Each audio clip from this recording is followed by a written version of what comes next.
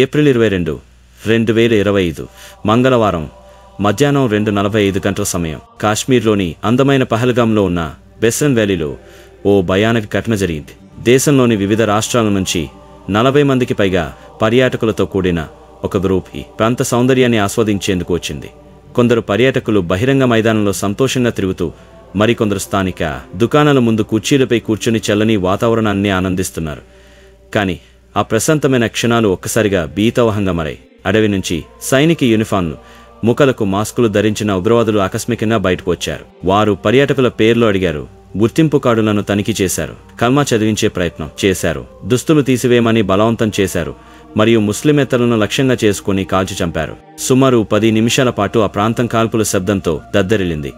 అయితే ఆ గందరగోళంలో పర్యాటకులు, స్థానిక దుకాణదారులు ఈ దాడి ఒక ఉగ్రవాద దాడి అని అర్థం చేసుకున్నారు. మొదట ఒక పర్యాటకుడు మరణించిన వార్త వచ్చినప్పటికీ రాత్రి 11 గంటల వరకు మరణాల సంఖ్య 27కి చేరుకుంది. బాధ ఒక హద్దు దాటితే దాని అనుభూతి ఆగిపోతుందని, మనిషి రాయిలా మారిపోతాడని అంటారు. ఈ ఘటనలో ఈ మాట సజీవంగా కనిపించింది. ఒక శవం పక్కన కూర్చుని ఉన్న ఒక మహిళ ఫోటో ఈ దుఃఖాన్ని, నిశ్శబ్ద బాధను స్పష్టంగా చూపిస్తుంది. నివేదికల ప్రకారం మృతుల్లో ఎక్కువ మంది పురుషులు ఉన్నారు. ఈ దాడి గురించి మొదట్లో ఎవరికీ స్పష్టత లేకపోవడానికి కారణం ఉగ్రవాదులు సైనిక యూనిఫామ్లు, మాస్కులు ధరించి ఉండటం. ఈ విషయం పర్యాటకులను గందరగోళంలో పడేసింది. మహారాష్ట్రలోని పూణే నుంచి వచ్చిన ఆశ అనే మహిళ ఒక మీడియా ఛానల్తో తన చేదు అనుభవాన్ని ఇలా పంచుకుంది. ఉగ్రవాదులు కేవలం పురుషుల్ని లక్ష్యంగా చేసుకున్నారు. ముఖ్యంగా హిందువులను బలవంతంగా కల్మా చదివించే ప్రయత్నం చేశారు. చదవలేని వారిని వెంటనే కాల్చి చంపారు. నా కళ్ల ముందే నా తండ్రిని 3 బుల్లెట్లతో చంపారు. ఈ మాటలు ఆ క్షణాల భయానకతను, ఆమె అనుభవించిన దుఃఖాన్ని స్పష్టంగా తెలియజేస్తాయి. అయితే ఇక్కడే ఒక ప్రశ్న తలెత్తుతుంది. కాశ్మీర్లో జరిగిన ఈ దాడి కేవలం యాదృచ్ఛికమా, లేక ఉగ్రవాదులు బాగా ప్లాన్ చేసి లక్ష్యంతో చేసిన కుట్ర? ఈ ప్రశ్నకు సమాధానం కనుగొనడానికి 2 సిద్ధాంతాల ద్వారా ఈ ఘటన వెనుక ఉన్న కథనాన్ని స్పష్టంగా అర్థం చేసుకునే ప్రయత్నం చేద్దాం. అలాగే ఈ దాడికి ఉగ్రవాదులు ఏప్రిల్ 22 తేదీని ఎందుకు ఎంచుకున్నారు అన్నది కూడా మాట్లాడుకుందాం. అమెరికా ఉపరాష్ట్రపతి భారత పర్యటన. ఈ దాడి సమయంలో అమెరికా ఉపరాష్ట్రపతి భారత్లో పర్యటిస్తున్నారనే విషయం చాలా ముఖ్యం. గతంలో కూడా ఇలాంటి ఘటనలు జరిగాయి. 2000 మార్చి 20న అప్పటి అమెరికా అధ్యక్షుడు బిల్ క్లింటన్ భారత్కు వచ్చినప్పుడు అనంతనాగ్ జిల్లాలోని ఛత్రస్ సింగ్పుర గ్రామంలో ఉగ్రవాదులు దాడి చేసి 35 మంది సిక్కులను చంపారు. కాశ్మీర్లో సిక్కులను లక్ష్యంగా చేసుకున్న మొదటి దాడి అది. ఈ సిద్ధాంతం చెబుతున్నది ఏమిటంటే, అమెరికా ఉపరాష్ట్రపతి పర్యటన సమయంలో భద్రతా ఏర్పాట్లు చాలా కట్టుదిట్టంగా ఉంటాయి. 2 సేపే గ్లోబ్ మాస్టర్ విమానాలు ముందుగానే భారత్కు చేరుకున్నాయి. అమెరికా ఏజెన్సీలు ఇక్కడ స్థిరపడ్డాయి. ఇంటెలిజెన్స్ వ్యవస్థలు అప్రమత్తంగా ఉన్నాయి. అయినప్పటికీ ఉగ్రవాదులు ఈ సమయంలో కాశ్మీర్లో దాడి చేయడం ద్వారా మేము ఎప్పుడైనా ఎక్కడైనా దాడి చేయగలం అనే సందేశాన్ని ప్రపంచానికి, ముఖ్యంగా అమెరికాకు ఇవ్వాలనుకున్నారు. ఈ దాడి భారత్ యొక్క భద్రతా వ్యవస్థలపై ప్రశ్నలు లేవనెత్తి అంతర్జాతీయంగా భారత్ ఇమేజ్ను దెబ్బతీసే ప్రయత్నంగా చూడవచ్చు. ఇది భారత్ను ఒక అసమర్థ దేశంగా చిత్రీకరించే కుట్రలా కనిపిస్తుంది. అదేవిధంగా ప్రధానమంత్రి మోదీ సౌదీ అరేబియా పర్యటన. ఈ దాడి జరిగిన సమయంలో ప్రధానమంత్రి నరేంద్ర మోదీ సౌదీ అరేబియాలోని చెడ్డాలో ఉన్న ఈ 2 రోజుల పర్యటన చాలా రోజుల ముందుగానే ప్లాన్ చేయబడింది. మోదీ సౌదీ క్రౌన్ ప్రిన్స్తో సమావేశమై యోగా, మీడియా, వినోదం, క్రీడలకు సంబంధించి ఒప్పందాలు కుదుర్చుకోవాలని భావించారు. సౌదీ అరేబియాతో పాకిస్తాన్కు దీర్ఘకాల స్నేహం, వ్యూహాత్మక భాగస్వామ్యం ఉంది. అటువంటి సమయంలో మోదీ యొక్క సౌదీ పర్యటన పాకిస్తాన్కు చికాకు కలిగించింది. Noah institute director, Pakistani విశ్లేషకుడు comer చీమా ఈ విషయంపై మాట్లాడుతూ, మోదీ సౌదీ పర్యటన పాకిస్తాన్కు ఒక సవాల్గా ఉంది. సౌదీ అరేబియా పాకిస్తానీ బిచ్చగాళ్ల కోసం కొత్త నిబంధనలు తీసుకొస్తుండగా భారత్ $10 ఒప్పందాలు కుదుర్చుకుంటోంది అని అన్నారు. ఈ దాడి ద్వారా ఉగ్రవాదులు సౌదీ అరేబియా, ఇతర మిడిల్ ఈస్ట్ ముస్లిం దేశాలు మరియు భారత ప్రభుత్వానికి కాశ్మీర్ సమస్య ఇంకా ముగియలేదు అనే సందేశాన్ని స్పష్టంగా ఇవ్వాలనుకున్నారు. ఈ దాడి కాశ్మీర్ను అంతర్జాతీయ వేదికపై మళ్లీ చర్చనీయాంశంగా తీసుకొచ్చే ప్రయత్నంగా కనిపిస్తుంది.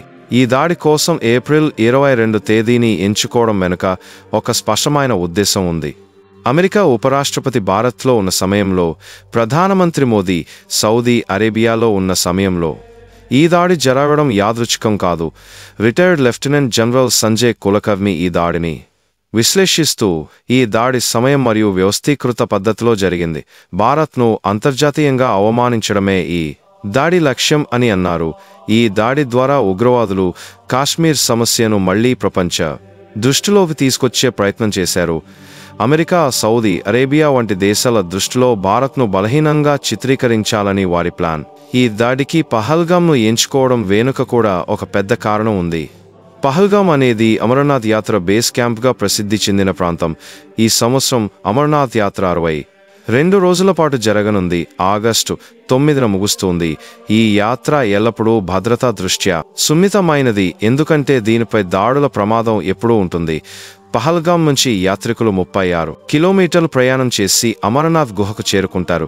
పహల్గామ్లో ఈ దాడి చేయడం ద్వారా ఉగ్రవాదులు అమరనాథ్ యాత్రకు స్పష్టమైన హెచ్చరిక ఇచ్చారు. ఈ యాత్రను భయాందోళనలో ముంచడం, భక్తుల్లో భయం నింపడం వారి లక్ష్యంగా కనిపిస్తుంది. మరో కీలక కారణం కూడా ఉంది. భారత్ ఇటీవల చినాబ్ నదిపై ప్రపంచంలోనే అత్యంత ఎత్తైన రైల్వే వంతెనను నిర్మించింది. ఈ వంతెన వల్ల శ్రీనగర్కు నేరుగా రైలు కనెక్టివిటీ సాధ్యమైంది. జనవరి 25న కట్రా శ్రీనగర్ రూట్లో విజయవంతమైన ట్రయల్ జరిగింది. ఉదయం 8 గంటలకు కట్రా నుంచి బయలుదేరిన రైలు 11 గంటలకు శ్రీనగర్ చేరుకుంది. 160 కిలోమీటర్ల దూరాన్ని కేవలం 3 గంటల్లో పూర్తి చేసింది.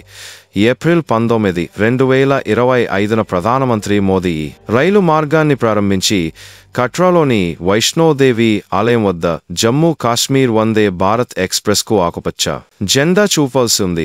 కానీ కొన్ని కారణాల వల్ల ఈ కార్యక్రమం వాయిదా పడింది. ఈ రైలు కనెక్టివిటీ వల్ల కాశ్మీర్లో టూరిజం విపరీతంగా పెరిగే అవకాశం ఉంది. దేశంలోని ఇతర ప్రాంతాల నుంచి పర్యాటకులు సులభంగా కాశ్మీర్ చేరుకోవచ్చు. కానీ ఉగ్రవాదుల లక్ష్యం ఈ టూరిజంని అడ్డుకోవడం. ఈ దాడి ద్వారా వారు పర్యాటకుల్లో భయం నింపాలని, స్థానిక ఆర్థిక వ్యవస్థను కుదేలు చేయాలని, ప్రజలను నిరుద్యోగులను చేయాలని ప్లాన్ చేశారు. నిరుద్యోగం పెరిగితే ఆర్థిక ఇబ్బందుల్లో ఉన్నవారు డబ్బు కోసం ఉగ్రవాద సంస్థలతో చేరే అవకాశం ఉంటుంది. ఇది ఒక చక్రంలా పనిచేస్తుంది. టూరిజాన్ని నాశనం చేయడం, వ్యాపారాలను మూసివేయడం, నిరుద్యోగాన్ని పెంచడం, ఆపై యువతను ఉగ్రవాదంలోకి లాగడం. ఈ దాడి వెనుక మరో కీలక కారణం కూడా ఉంది. గత వారం Pakistan army chief general Asim Munir Hindu Muslim విభజన గురించి మాట్లాడారు. కాశ్మీర్ను పాకిస్తాన్ యొక్క జీవనాడిగా అభివర్ణించారు. కాశ్మీర్ను గాజాతో పోల్చి పాకిస్తానీల హృదయం గాజా ముస్లింలతో కలిసి కొట్టుకుంటుంది అని అన్నారు. ఇస్లామాబాద్లో జరిగిన మొదటి ఓవర్సీస్ పాకిస్తానీ సమావేశంలో మా ధోరణి స్పష్టం. మేము మా కాశ్మీరీ సోదరులను వారి వీరోచిత పోరాటంలో ఒంటరిగా వదిలిపెట్టాము అని మునీర్ పేర్కొన్నారు. ఈ మాటలు ఈ దాడికి ముందస్తు సూచనలా కనిపిస్తాయి. ఈ ప్రకటనలు ఉగ్రవాదులకు ఒక సంకేతంగా పనిచేశాయా అనే అనుమానం కలుగుతోంది. Retired lieutenant general Sanjay Kulkarni ఈ ఘటనను విశ్లేషిస్తూ ఉగ్రవాదుల పేర్లు అడిగి ఎంచుకొని చంపారు. ఈ ఎంపిక చాలా విషయాలను సూచిస్తుంది అని అన్నారు.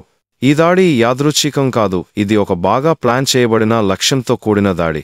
అయితే ఈ దాడి తర్వాత భారత ప్రభుత్వం వెంటనే చర్యలు తీసుకుంది. కేంద్ర మంత్రి అమిత్ షా ఢిల్లీ నుంచి నేరుగా శ్రీనగర్ చేరుకుని రాజ్భవన్లో సైన్యం, పరిపాలనా అధికారులతో ఉన్నత స్థాయి సమావేశం నిర్వహించారు. జాతీయ దర్యాప్తు సంస్థ NIA బృందం ఈ దాడిని దర్యాప్తు చేయడానికి పహల్గామ్ చేరుకుంది. ఢిల్లీ, ముంబై, ఇతర ప్రధాన నగరాల్లో భద్రతా అలర్ట్ జారీ చేశారు. ప్రధానమంత్రి మోదీ సౌదీ అరేబియా పర్యటనను మధ్యలోనే ఆపి ముందస్తుగా భారత్కు తిరిగి వచ్చారు. ఈ దాడికి బాధ్యులైన వారిని వదిలిపెట్టబోము అని ఆయన గట్టిగా చెప్పారు. ఈ దాడి బాధ్యతను లష్కర్-e-తోయిబా యొక్క ప్రాక్సీ గ్రూప్ అయిన ది రెసిస్టెన్స్ ఫ్రంట్ TRF స్వీకరించింది. TRFను సజ్జాద్ గుల్ నడుపుతున్నాడు. ఆయన పాకిస్తాన్ నుంచి ఈ సంస్థను నిర్వహిస్తున్నాడు. TRF 2019లో ఉనికిలోకి వచ్చింది. దీనికి పాకిస్తాన్ సైన్యం, ISI నిధులు సమకూరుస్తాయి. సజ్జాద్ గుల్, సలీం రెహమానీ, సాజిద్ జట్ ఈ సంస్థను నడుపుతున్నారని సమాచారం. 2019 పుల్వామా దాడి తర్వాత జమ్మూ కాశ్మీర్లో ఇది అతిపెద్ద ఉగ్రవాద దాడిగా పరిగణించబడుతోంది.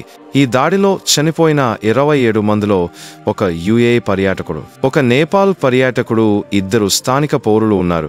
మిగిలిన వారు ఉత్తరప్రదేశ్, గుజరాత్, మహారాష్ట్ర, కర్ణాటక, తమిళనాడు, ఒడిశా నుంచి వచ్చిన పర్యాటకులు. ఈ ఘటన దేశవ్యాప్తంగా షాక్ను సృష్టించింది.